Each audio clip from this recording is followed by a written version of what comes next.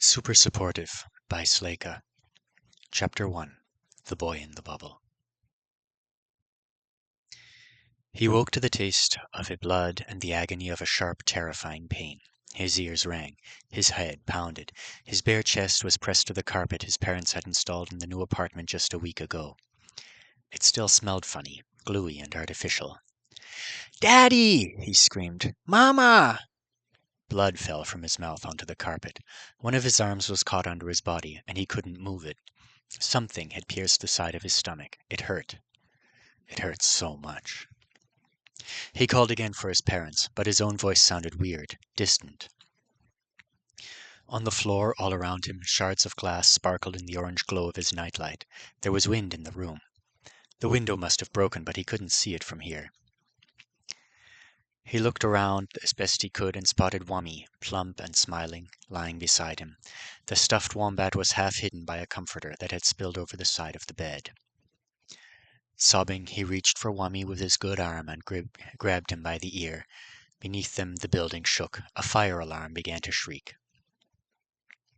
Suddenly, there was a deep boom of sound. The boy felt an awful pain in his ears as the world exploded around him. Someone, blasted through the exterior wall of his bedroom. The ceiling crumbled. Chunks of concrete flew through the air like cannonballs. With his face pressed to the floor, the boy didn't see any of it.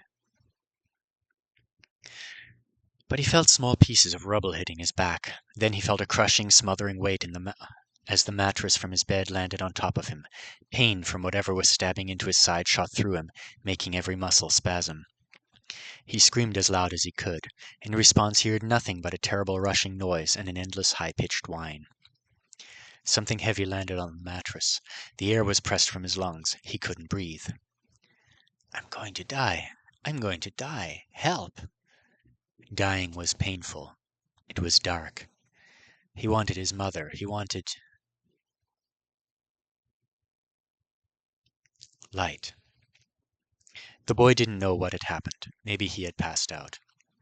Maybe he'd been struck on the head, and his memories were having a hard time sticking. The only thing he knew for sure was that he was awake now, and there was light all around him. A semi-transparent globe of it encased him, glittering like a bubble full of silver stars. He was suspended inside the bubble, his body frozen. He tried to twitch his fingers or turn his head, but his mind was the only part of him that could still move, and it seemed to be moving more sluggishly than it should. There was no pain. He couldn't even blink, but his eyes didn't feel dry. He and the bubble slowly spun in place, and that place was... where was he? There was so much wreckage in the room that he only gradually recognized it as his own. A gaping hole in the wall looked out onto the ruin of a building. The night was full of smoke, dust, and flashes of red and white light. Fire truck lights, he thought. There was a station near their apartment. He loved to watch the trucks pass by on the street below. "It is exciting, Bud," his father always said, "but remember to say a prayer for the people they're going to help." His father was a pastor. His mother had just gotten a job as a nurse in the Artonin House of Healing. The son of a pastor and a consecrated nurse was supposed to say prayers for all kinds of things. It was important, but sometimes he forgot. "Dear God," he thought now as the bubble slowly rotated, "I think something bad is happening. Please keep me and my family and Wummy safe.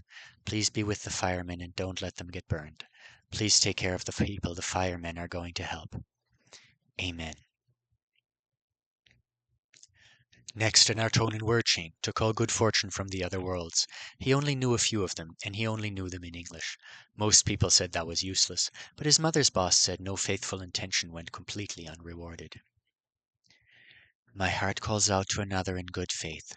Spare me your luck under tonight's moons, and tomorrow I will spare you an equal portion of mine." Frozen in place as he was, he couldn't make the accompanying hand gesture. Hopefully it would still help. As his bubble continued to spin, more of the broken world around him came into view. He could see through one of his bedroom walls into the apartment's main living area. There was a band of destruction through the center of the room. The wood flooring was ripped up and splintered. The sofa was turned on its side beside the breakfast counter that separated the kitchen from the den. The coffee table was missing. The front door was missing too, along with part of the surrounding wall. Through the gap he could see the hall.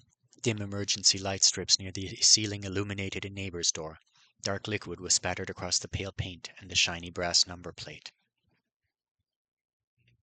The boy knew something was very wrong. He remembered his own terror, but his fear was almost as muffled as his pain now, and he felt only curiosity and a faint unease as more and more of the disaster was revealed. There were strange people in his room. 2 of them. No, 3.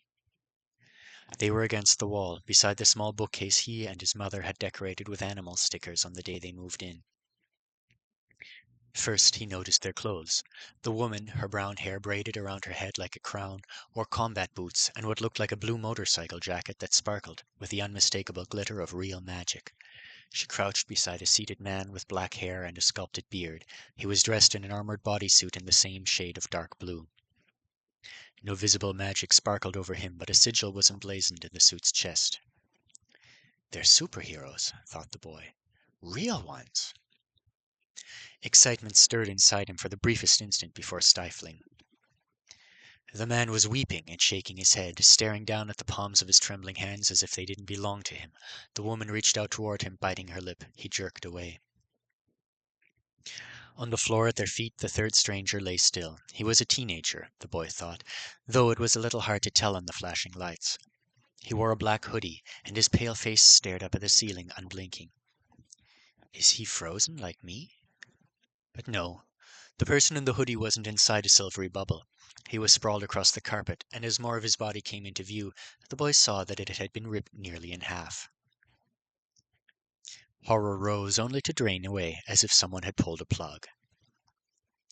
The man gestured toward the dead body, his face agonized, his mouth open wide, as if he were shouting, but inside the bubble there was no sound.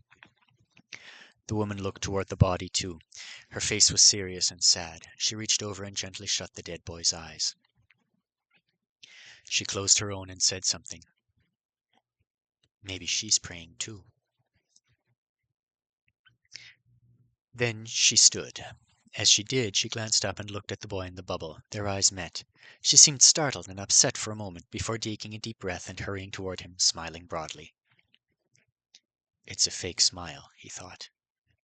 It was the smile adults used when they were trying to convince you that something wasn't as bad as it really was, the one they wore before they gave you shots at the doctor's office. The smiling woman positioned herself between him and the dead body. Then she pulled a small pad of paper and a marker out of her jacket. She wrote something and held it for him to read. The print was clear and large. Don't be afraid. We are here to help you. She gave him plenty of time to read it. Then she wrote on a new page. My name is Hannah. My friend is Arjun. He was faintly disappointed they had real names. Lots of superheroes used code names, but not all of them. I will cover your bubble. Then we will take you to a safe place. My name's Alden, he thought. What place? Where are my parents? Will they be there? But he had no way of speaking. Hannah gave Alden another strained smile and a thumbs up. Then she bent down to the floor. She popped back up a moment later holding Wummy. She unzipped her jacket partway and made a show of carefully tucking the wombat inside before zipping it back up so that his smiling face peeked out just under her chin. She gave the bubble another thumbs up. Auden caught a glimpse of Arjun and the nameless dead boy as she bent again. The superhero's face was hidden by one shaking hand. Then a blanket, Alden's own comforter, stained with blood, was tossed over the whole silver bubble. And he couldn't see anything anymore.